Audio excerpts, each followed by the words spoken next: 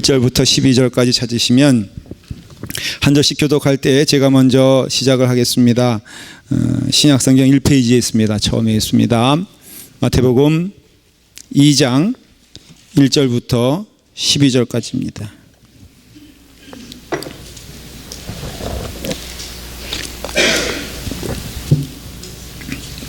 마태복음 2장 1절부터 12절 찾으시면 제가 먼저 시작하겠습니다. 한 절씩 교독하도록 하겠습니다. 헤롯 왕 때 예수께서 유대 베들레헴에서 나심에 동방으로부터 박사들이 예루살렘에 이르러 말하되 유대 왕으로 나신 이가 어디 계시냐? 우리가 동방에서 그의 별을 보고 그에게 경배하러 왔노라 하니 헤롯 왕과 온 예루살렘이 듣고 소동한지라.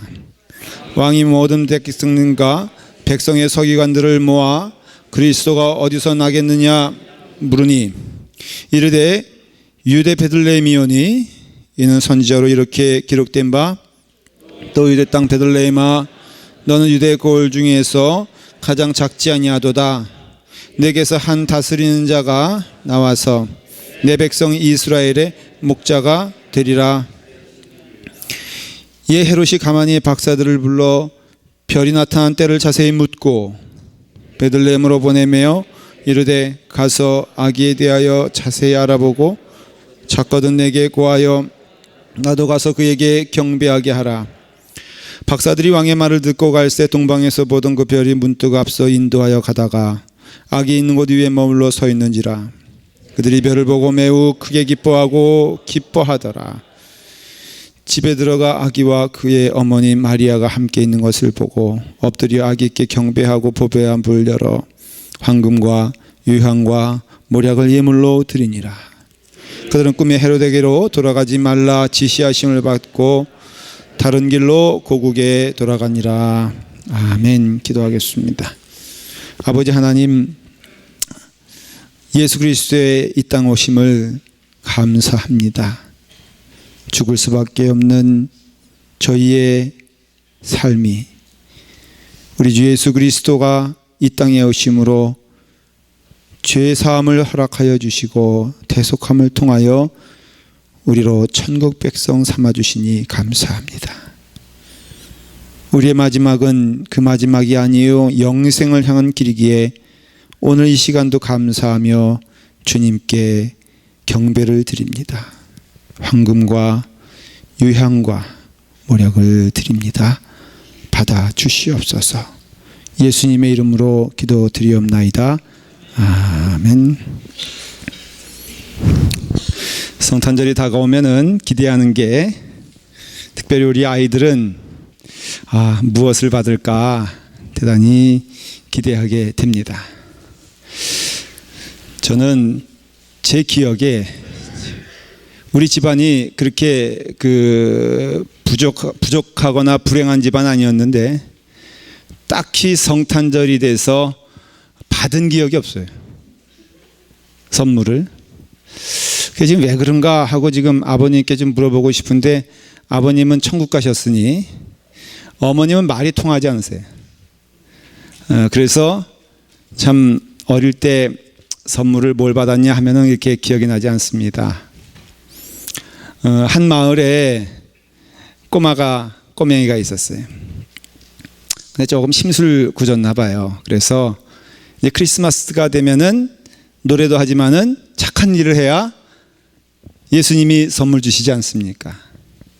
그래서 이제 예수님께 뭔가 선물을 요청해야 되는데 편지를 썼습니다. 예수님, 저도 알고 보면 착한 어린애예요. 거짓말도 안 하고 애들을 좀 때리긴 했어도 이거 쓰다 보니까는 양심의 가책이 되는 거예요. 왜냐하면 그 말에서 심술꾸력이었거든요. 그래서 찢어버렸어요. 그리고 또 다시 썼습니다. 예수님, 사실을 고백하는데 전 착한 일을 한 적이 없습니다. 그러나 이번에 선물 주시면 착하게 살겠습니다 하고 편지를 써놓고 봤는데 아무리 생각해도 우리 예수님께서 자기에게 이 편지 쓴다고 선물해 줄 것 같지 않아요. 그래서 찢어버렸습니다. 어떻게 하면 예수님께 선물 받을 수 있을까 생각하고 고민하다가 그 마을에 성당이 있는데 성당에 가서 조그만 성모 마리아 상이 있어요. 그걸 훔쳐가지고 왔어요. 예수님께 편지를 썼습니다. 예수님 잘 들으세요. 당신 어머니를 인질로 잡아왔습니다. 존말로 할 때 선물을 보내주세요. 이 아이답게 예수님 협박해서 선물을 받았을까요? 못 받았을까? 예? 예수님 엄마 잡고 있는데 빨리 주세요. 예수님은 착하신 분이라 전 줬을 것이라 믿습니다. 왜? 두들기는 자에게 주신다고 하셨으니까. 여러분들은 선물을 뭘 받았습니까? 이 성탄절에 물어보면 제가 말씀을 드린 것처럼 생명을 받았습니다. 얼마나 감사해. 우리가 지옥 가서 그냥 뭐 이렇게 살다가 그래 지옥이 있으면 지옥까지. 저는 그런 분들에게 늘 고민하는 거, 사우나 3분만 가서 있어 보십시오. 그것도 문 열어놓으니까 열고 나올 수 있지. 제가 한번 우리 교인들 그 지옥이 뭔가를 교육시키는 건 설교 100번 맞아 소용없고요. 날 잡아서 여기 가까운 데 어디 있어요? 가가지고는 그 사람 그 주인하고 계약 맺어가지고 교인들 다 집어넣은 다음에는 문 걸어 잠그고 5분만 살려줄 테니 걱정하지 마시오. 5분만 갇혀. 그러면 아마도 그 다음날로 다 천국 백성 될 거라고 저는 확신을 합니다. 그러니 우리가 죽을 수밖에 없는 우리가 주님의 은혜로 새 생명 얻은 날이 사실은 먼저는 오늘이에요. 물론 우리가 주님의 십자가를 통하여서 예수 그리스도의 대속의 은혜를 통하여서 부활의 영광을 통하여서 우리가 영생을 누리는 건 맞지만 하나님의 사랑이 이 땅에 보여주신 하나님의 세상을 이처럼 사랑하사 독생자를 주셨다라는 그날이 바로 성탄일입니다. 그래서 오늘 이 시간은 우리가 기뻐해야 되는 것은 먼저는 하나님으로부터 오신 은혜와 사랑이 있기 때문에 기쁜 일이고, 두 번째는 우리가 영생을 얻었기 때문에 참 보화를 얻었고 참 보석을 얻었기 때문에 오늘이 너무너무 기쁘고 감사한 날입니다. 오늘 말씀에 사실은 두 종류의 사람이 나오는 것을 보게 됩니다. 한 사람은 헤롯이란 사람이에요. 또 한 사람은 동방박사들입니다. 어쩌면은 바로 동방박사와 헤롯은 우리가 이 땅에 살아가는 두 종류의 모습을 보여준다고 말할 수가 있는 거예요. 헤롯은요, 주님이 오니까는 여기 말씀에 뭐라고 되어 있냐면은 헤롯 왕과 온 예루살렘이 듣고 소동한지라 그랬어요. 소동이 벌어진 거예요. 예수님 오시는데 우리 성가대처럼 찬양하고 찬송하고 기뻐하는 것이 아니라 예수님이 오시니까는 그 마음 가운데 소동이 일어났다는 거예요. 또 한편으로 동방박사에게는 예수님이 온 소식이 바로 무엇이냐면은 기쁘고 감사하고 즐거운 소식이에요. 10절에 보니까는 동방박사들에 대한 얘기 나옵니다. 그들이 별을 보고 매우 크게 기뻐하고 기뻐하더라. 이것은 육신을 넘어서 온 심령과 영혼 가운데 기뻐하는 거예요. 시므온과 안나가 이제는 주께서 나를 놓아주셔도 내가 감사한 것은 내가 하나님을 보았나이다 라고 고백하는 것처럼 여러분들 삶 가운데 가장 기쁘고 즐거운 일은 무엇이냐? 예수 만나 예수님의 은혜로 죽을 수밖에 없는 여러분들의 인생이 산 인생이 되어 영생 가운데 거하는 것이 가장 큰 축복인 줄 믿으시길 바랍니다. 그런 점에서는 있잖아요, 선물 필요 없어. 왜 아버님이 저에게 선물을 안 주셨나 했더니 이러한 심오한 진리를 깨닫기 위해서 저에게 선물을 안 주신 거예요.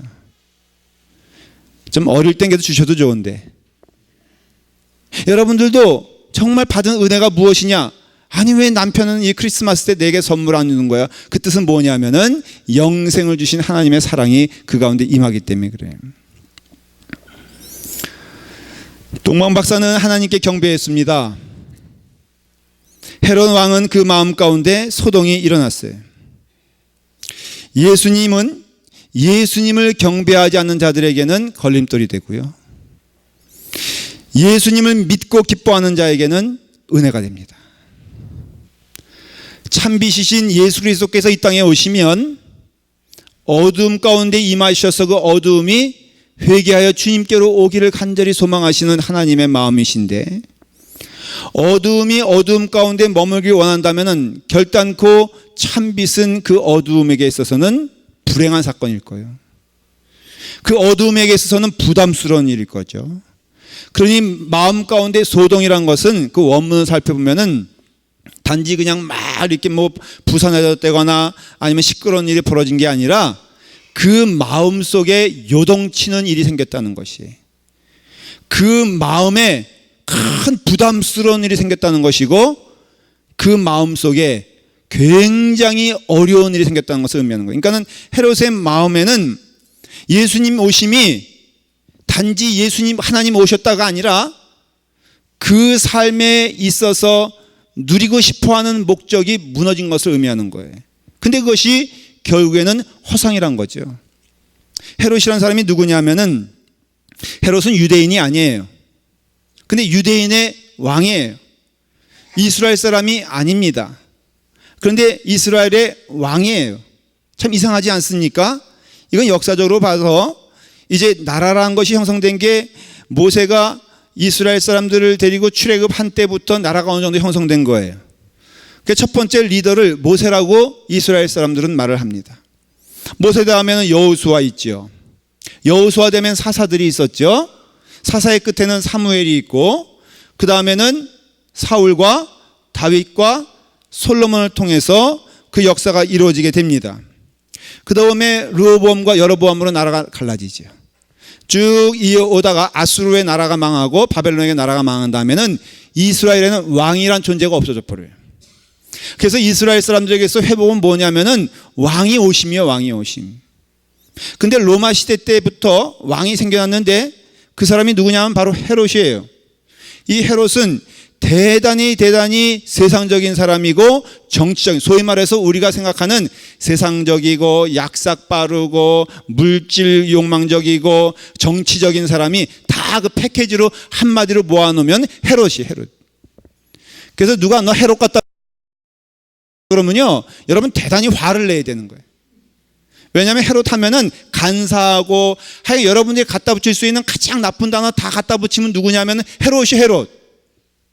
오죽하면 미국 사람들 이름 뭐 여러 가지 짓지만은 헤롯이란 이름이 있어 없어요? 응? 한국 사람 미국에 와가지고 우리 아들 좋은 이름 줘줘야 되겠다고 헤롯이라고 붙이면 큰일 나. 그거는 뭘 의미하냐면 사기꾼, 그 다음에 아주 엉터리 정치가, 그 다음에 하여간 나쁜 사람 다 패키지로 부르면 헤롯이요. 그러니까 여러분들 좀 기분 나쁘면은 누구 상대방이 있으면은 저 헤롯 같은 놈 그러면 되는 거예요. 헤롯이 바로 그런 사람이에요. 이 사람은 에돔 사람이에요.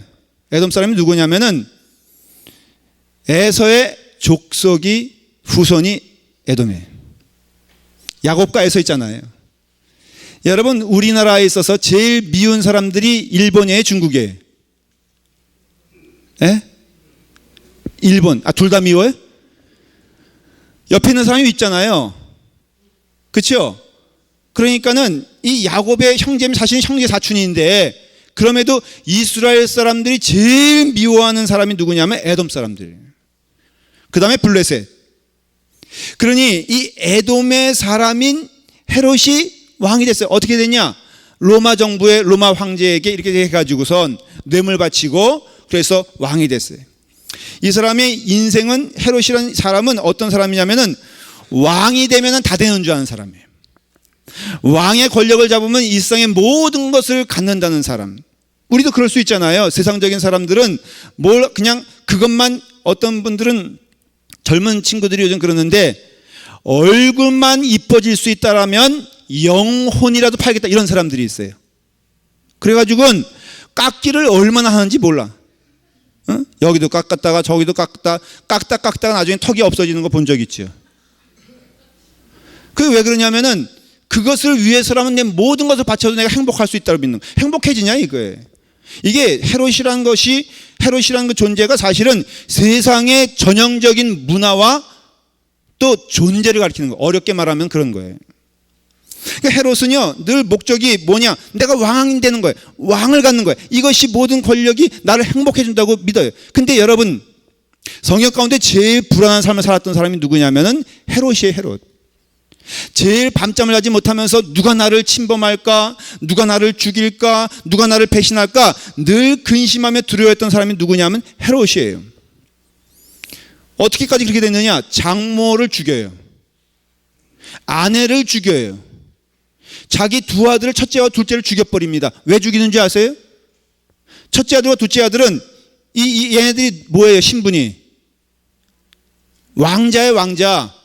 그럼 왕자는 뭐가 돼? 왕이 돼. 그러면 누가 뺏기는 거야, 왕자리를? 얘기가 돼요? 헤롯 자신이 그 아들을 보면서 그게 적대장인 거예요, 적대장. 내 자리를 뺏을 아주 원수와 같은 존재죠. 그러니까 다 죽여버립니다. 결국에 헤롯은요, 정신이 이상해져요. 예수님 탄생했다니까는 여기 뭐라고 되어 있냐면은 그리스도가 어디서 나겠느냐? 성경은 알아요. 베들레헴에 누가 태어날지도 알고. 근데 그리스도가 태어난 말로만 그렇지, 그 입술만 그렇지, 그 마음 가운데에는 전혀 세상을 바라볼 뿐 하나님을 바라보지 않는 사람이에요. 우리가 아는 얘기입니다. 베들레헴에 2살 난 아이 이하를 다 죽여버리지 않습니까? 여러분, 근데 그 헤롯이 이 소식을 들었다, 이 장면, 동방박사의 예방을 받고 유대인의 왕이 어디냐고 질문받았던 이때 나이가 몇 살이냐면 70세예요. 70세.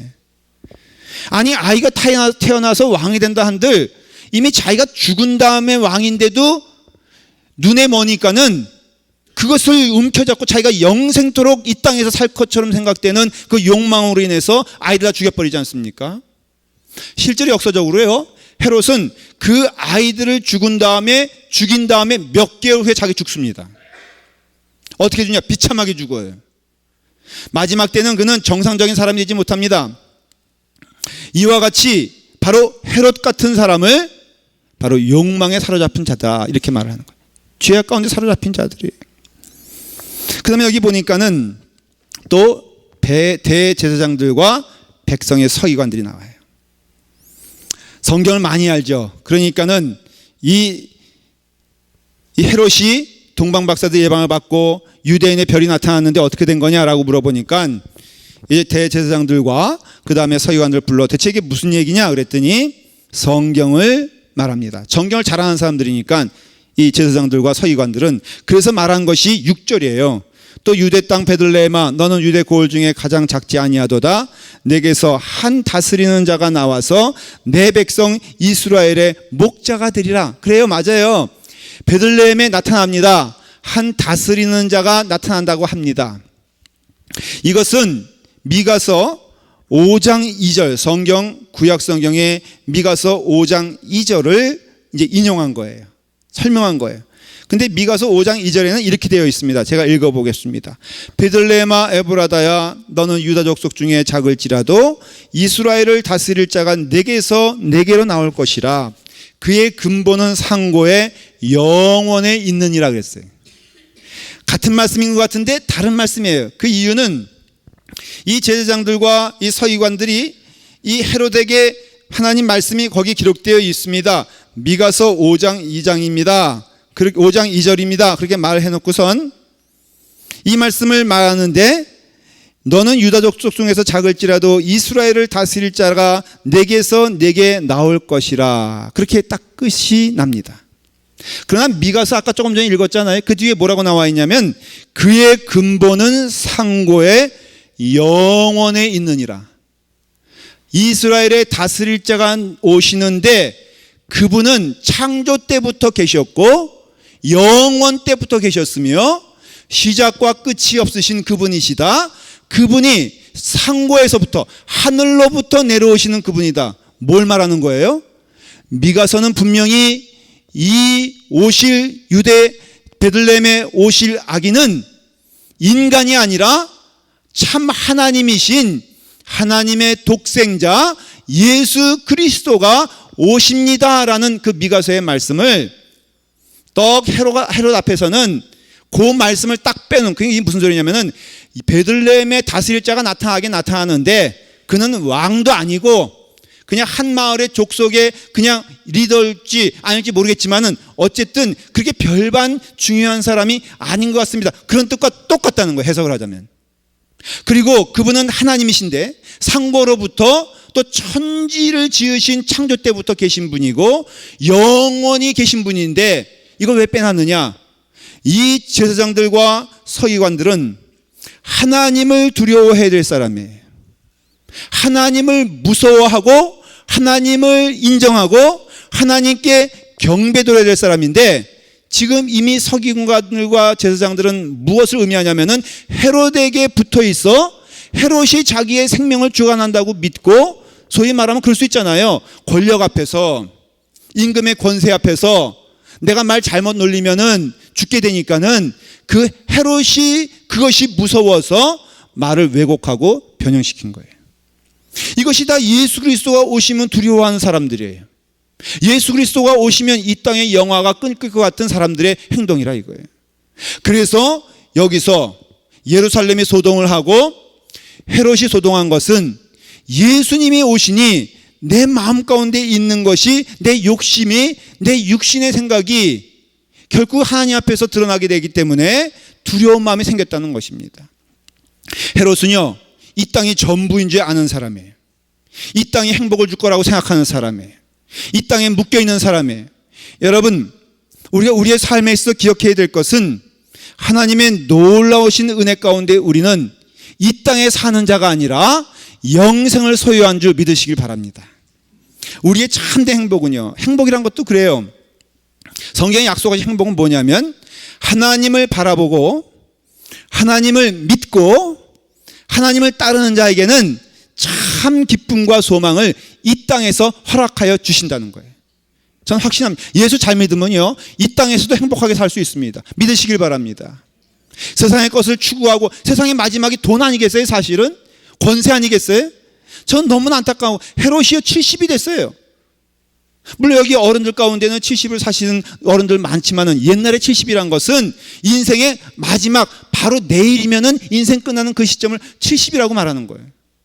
근데 헤롯은요 70대 때까지 이 땅에 썩어져 갈 것을 가지고선 마치 행복이라는 것을 찾을 수 있는 것처럼 자기 행복을 위해서 아내 죽이죠, 자기 행복을 위해서 장모 죽이죠, 자기 행복을 위해서 아들들 죽이죠, 자기 행복을 위해서 베들레헴의 어린애들 다 죽여버립니다.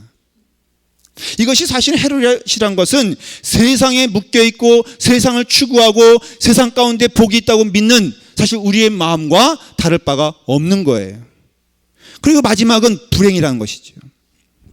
오늘 여기 보니까는 지극히 높은 곳에서는 하나님께 영광이요 땅에서는 기뻐하심을 입은 사람들 중에 평화로다. 예수 잘 믿으면 평화롭습니다. 은혜가 넘치게 됩니다. 오늘 헤롯과 대비되는 사람이 동방박사예요. 동방박사를 보십시오. 이 동방박사는 어떤 사람입니까? 영어로 말하면 와이즈맨이에요. 와이즈맨. 지혜자라는 것이죠. 지혜로운 것이죠. 뭐에 대해서 지혜로웠느냐? 이 동방박사는 결국에는 하나님을 기쁘게 맞이한 사람들이고 하나님을 맞이하기 위해서 멀리 이방 땅에서 온 사람이에요. 거리가 900km. 몇 달 동안 어쩌면 1년 넘게 온 길이 바로 동방박사들의 길이에요. 어쩌면 헤롯 왕과 서기관들은 예루살렘 하나님의 성지 이 베들레헴의 옆에 있었는데도 불구하고 주님을 모르고 주님을 죽이려고 했는데 저기 멀리 떨어졌던 이방에 있는 사람이 주님을 경배하러 왔다? 뭘 뜻하는 것입니까? 저는 이 말씀을 통해서 마태복음에 주는 특징이 있어요. 누가복음에는 하나님의 은혜가 부지중에 임하여서 양을 치던 목자에게 임한 얘기가 나옵니다. 그러나 이 마태복음에는 이 동방박사 이야기가 나오는데 저는 동방박사의 이야기를 통해서 여러분들에게 주고 싶은 말씀이 있어요. 뭐냐면은 두들기는 자, 부르짖는 자, 사모하는 자 하나님이 반드시 그에게 은혜를 주실 거라는 거예요. 여러분, 우리는 다 동방박사 같은 사람들이에요. 왜? 우리는 주님의 은혜를 알고 있고 무엇이 귀한지를 보기 때문에. 이 동방박사들은 예수님 오시기 전에 무엇이 귀한 것인지, 무엇이 축복인지, 무엇이 소중한 것인지 알았던 사람이에요. 하늘의 것이 귀한 것임을 알고 하늘 향하여서 사모했던 사람이에요. 동방박사에 대해서 저는 길게 얘기하지 않겠어요. 여러분 보십시오. 하늘을 보지 않습니까? 별을 보지 않습니까? 하나님의 말씀이 동방박사들 가운데 임하지 않습니까? 이들이 하나님 말씀을 받은 것은 제가 동방박사 이야기할 때 말씀을 드렸어요. 다니엘을 통하여서 그들에게 복음이 전하여져, 하나님 말씀 전하여져서 지혜자들과 다니엘은 한 묶음으로, 다니엘서에 보면은 하나님이 다니엘을 지켜주신 것처럼 바로 지혜자들을 지켜주셨다 그랬거든요. 바벨론에. 제가 한번 다니엘서 2장 18절 다시 한번 읽어볼게요. 다니엘과 친구들이 바벨론의 다른 지혜자들과 함께 죽임을 당하지 않게 하시기를 그들로 하여금 구하게. 다니엘이 매일 기도했던 제목이 뭐냐면은 다니엘과 친구들을 위해서 기도할 뿐 아니라 나와 함께하는 바벨론의 지혜자들, 바로 동방박사들의 선조예요. 선조. 그들이 이미 하나님 말씀을 받고 하나님의 자녀가 된 것이지요. 그러니 그들은 이방 땅에 있었지만, 페르시아에 있었지만은 그들의 삶은 땅에 묶여있는 자들이 아니라 하나님을 사모하고 하나님을 기뻐하고 약속된 말씀이 그대로 이루어질 걸 믿었어요. 그게 뭐냐? 그게 하늘의 별이 나타나면은 메시아가 올 것이고 그 메시아가 우리를 죽을 수밖에 없는 영혼을 살리실 구원자가 됨이라 철저히 이 사람들은 믿었어요. 여러분, 헤롯만 권세에 있었던 것이 아니에요. 동방박사들도 권세자들이었습니다. 거의 왕과 다름없는 신분의 사람이었어요. 그러나 이 동방박사들은 그 주는 그 왕관, 그 주는 권세가 중요한 게 아니라 이 땅에서 내가 살 수 있는 길은 오직 하나, 하나님 만나서 하나님의 영광을 바라보며 영생을 누리는 축복을 주신다는 그 약속 가운데 있다는 것을 깨달았던 사람이에요. 황금과 유황과 모략을 의미하는 것은 마치 헤롯이 움켜잡고 싶어 했던 그 권세를 말하는 것과 똑같은 거예요. 동방박사들은 그것을 아주 가볍게, 정말로 감사하게 주님께 내어놨다는 것은 뭘 뜻하냐면은 오직 중요하고 귀한 분은 예수 그리스도 한 분이고 나를 살리실 분은 황금도 아니요, 유황도 아니요, 모략도 아니라 오직 예수 그리스도임을 고백하는 신앙의 고백이 되는 거예요. 저는 우리가 마태복음의 삶을 살고 있다고 생각을 해요. 무슨 뜻이냐면은 지금 여러분들은 약속된 그 말씀처럼 하나님께 두들기고 하나님께 간절히 소망할 때, 하나님을 기뻐할 때 하나님의 임재를 여러분들이 경험하게 될 것입니다. 이 시간에 여러분들 가장 귀한 것을 들고 나오셨어요? 여러분들 가장 소중한 것을 들고 나오셨습니까? 바로 그것이 황금과 유황과 모략은 뭘 말하냐면은 그냥 한꺼번에 말하면은 마음의 마음, 우리의 영혼인 것입니다. 우리의 모든 것 되는 것이죠. 여러분, 우리가 헌금 드린다고 나오는 것 아니에요. 여러분들 몸이 왔다고 나오는 게 아니라 여러분들 온 영혼과 온 육신과 온 마음을 다하여서 주님을 찬양하는 자, 주님을 경배하는 자, 주님을 기뻐하는 자는 약속된 은혜를 여러분들 받을 것을 믿으시길 바랍니다. 누가 행복한 사람이었을까? 동방박사일까? 아니면 헤롯일까? 우린 너무나 잘 압니다. 모든 것을 버렸던 동방박사는 참 은혜를 받았고 모든 것을 움켜잡고자 노력했던 헤롯은 마지막에 비참하게 되었다면 오늘 이 성탄절에 우리는 기쁜 성탄절이 되어야 될 줄 믿습니다. 하나님께 사랑을 드리되 하나님께 모든 것을 드리는 여러분 되기를 바랍니다. 한 가지 얘기를 하고 마치겠어요. 아직 돈의 가치를 모르는 어린 키 작은 소녀가 보석 가게에 들어왔어요. 들어와서는 윈도우에 장식된 이렇게 팔찌라든가 귀걸이를 보석으로 된 것을 보면서 이렇게 보고 있더니 자기가 결정했다는 거예요. 주인 아저씨가 이렇게 보고 있는데 아주 어리네. 근데 그 아이가 이 보석을 사겠다고 이걸 찝은 거예요. 그래서 그 주인 아저씨가 빙그레 웃으면서 그 보석을 보여줬어요. 이거 누구한테 선물할 거니? 언니에게 줄 거예요. 전 엄마가 일찍 돌아가셔서 언니가 엄마예요. 이제 내가 언니에게 내가 선물해 주고 싶어요. 그래서 이 보석을 내가 선물해 주기로 결정했어요. 요만해요. 돈은 얼마나 가지고 왔니? 주인 아저씨가 물어봤어요. 그랬더니 요만한 저금통을 탁 들고 와서는 주인에게 탁 내밀면서 이거예요. 내 가진 것 전부예요. 그랬더니 이 주인 아저씨가 그 보석에 붙어있는 가격표를 슬며시 떼면서 그래, 충분히 가져왔구나 하면서 내줬어요. 이 아이가 너무 기뻐가지고 그 보석을 들고 갑니다. 하루 후에 젊은 여자분이 찾아왔어요. 보석을 들고 찾아온 거예요. 선생님, 이게 선생님네 가게에서 나온 거 맞습니까? 보니까 네, 맞습니다. 아니, 이게 우리 동생이 저에게 가져와서 선물이라고 하는데 이거 선생님네 가게에서 샀대는데 이게 가격이 얼마나 됩니까? 예, 가격이 얼마 됩니다. 우리 아이가 그만한 돈이 분명히 없을 텐데 어떻게 그것을 주신 겁니까? 그 주인이 말합니다. 충분히 값을 받았습니다. 저는 그 아이의 전부를 받았습니다. 우리가 받은 은혜를 생각하면 무엇을 드려야 될까? 한번 여러분 기도하시고 깨달으시고 우리가 동방박사점처럼 황금과 유황과 모략을 가지고 바치시기 바랍니다. 왜? 주님은 우리에게 모든 것을 주신 은혜, 축복이 이 자리에 있기 때문에 그렇습니다. 기도하겠습니다. 아버지 하나님, 주님 은혜 안에서 이제는 우리가 주님께 우리의 마음을 드립니다. 기쁜 성탄절입니다. 감사한 성탄절입니다. 주님께 감사를 드립니다. 주여, 메리 크리스마스. 주님 오심을 감사하며 주님께 영광을 돌려드립니다. 예수님의 이름으로 기도드립니다. 아멘.